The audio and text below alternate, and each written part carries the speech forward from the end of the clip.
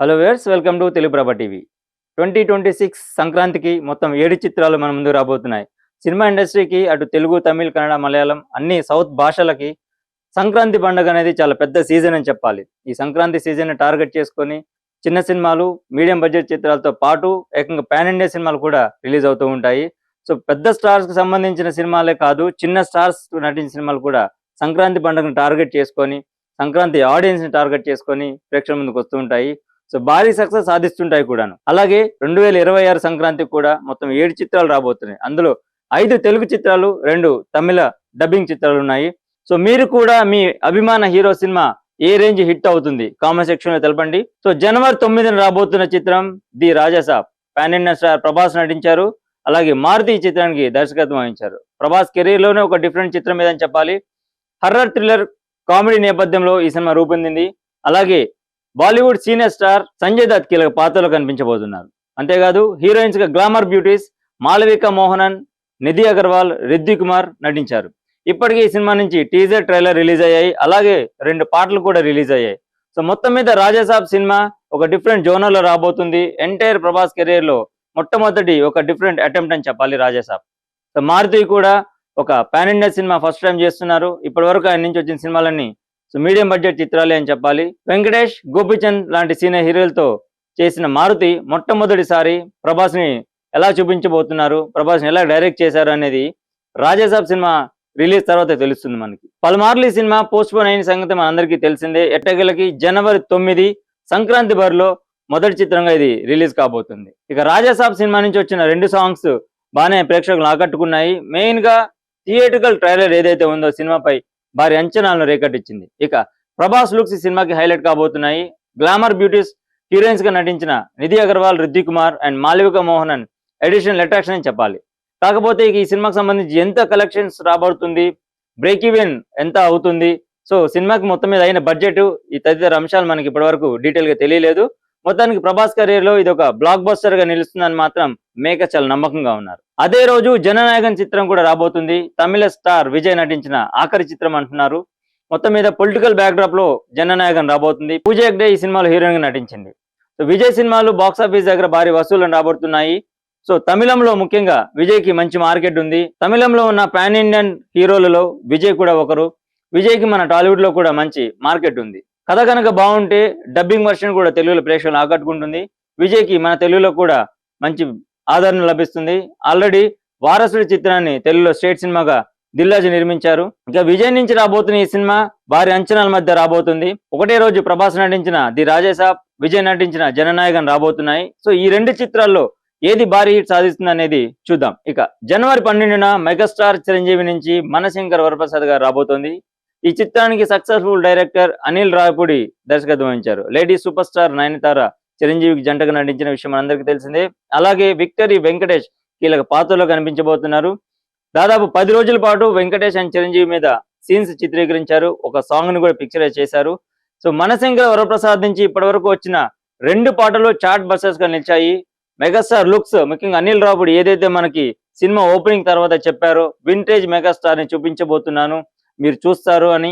అలానే చిరంజీవి లుక్స్ ఈ సినిమాలో అద్భుతంగా ఉన్నాయి.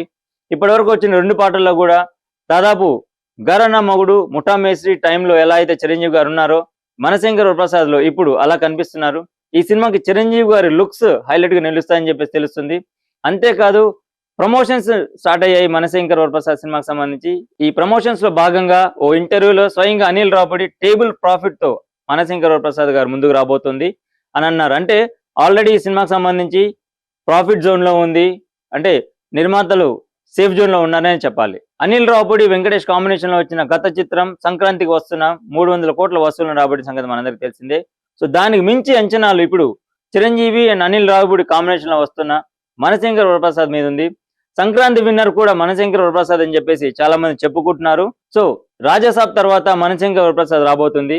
ఇక జనవరి 13న మాస్ మహారాజా రవితేజ నటించిన భర్త మహాశైలకు విజ్ఞప్తి చిత్రం రాబోతుంది.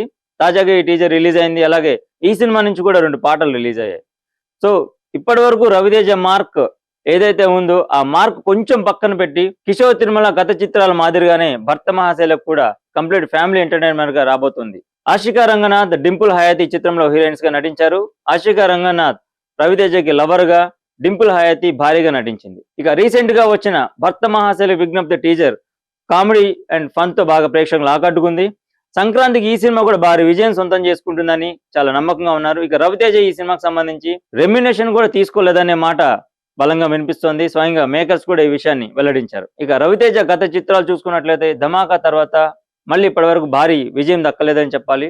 ఈ నేపథ్యంలో ఇక రవితేజ తన మార్క్ ని కొంచెం పక్కన పెట్టి ఫ్యామిలీ జోనర్ లో భర్తమాసేల విజ్ఞప్తి చిత్రం చేశారు. సో ఈ సినిమా రిజల్ట్ ఎలా ఉంటుంది అనేది, సంక్రాంతి రేస్ లో ఏ స్థానంలో నిలుస్తుంది అనేది సినిమా రిలీజ్ అయ్యాక తెలుస్తుంది. యంగ్ హీరో శర్వానంద్ నటించిన నారీ నారీ నడుమ మురారి జనవరి 14న ప్రేక్షకుల ముందు రాబోతుంది. గతంలో కూడా ఒకవైపు చిరంజీవి, ఒకవైపు బాలకృష్ణ గారితో పోటీపడి శతమానం భవతి చిత్రంతో భారీ హిట్ అందుకున్న శర్వానంద్ సంక్రాంతి రేస్ లో మంచి విజయాన్ని అందుకున్నారు. ఆ టైంలో మరొకసారి ప్రభాస్, అలాగే తమిళ స్టార్ విజయ్, మెగాస్టార్ చిరంజీవి, రవితేజ లాంటి వారితో పోటీపడి నారీ నారీ నడుమ మురారి చిత్రంతో రాబోతున్నారు. సంయుక్తమైన సాక్షి వైద్య ఈ సినిమాలో హీరోయిన్స్ గా నటించారు. మొత్తం మీద ఈ సినిమా నుంచి వచ్చిన ప్రమోషనల్ కంటెంట్ కూడా ప్రేక్షకులను బాగా ఆకట్టుకుంది. సో చాలా నమ్మకంగా ఉన్నాడు శర్వానంద్. గత కొంతకాలంగా శర్వానంద్ కూడా ఆశించిన విజయాలు దక్కడం లేదు. శర్వానంద్ కి ఒక డిఫరెంట్ చిత్రాలంటే బాగా ఆసక్తి ఎక్కువ. ప్రస్థానం సినిమా నుంచి చూసుకున్నట్లయితే శర్వానంద్ అంచెలంచెలు ఎదుగుతూ ఒక డిఫరెంట్ జోన్ చిత్రాలు చేసుకుంటూ వస్తున్నారు. సో మాస్ అంశాలతో ఉన్న చిత్రాలు చేశారు, అలాగే క్లాస్ అంశాలతో ఉన్న చిత్రాలు చేశారు, ఫ్యామిలీ చిత్రాలు చేస్తూ వస్తున్నారు.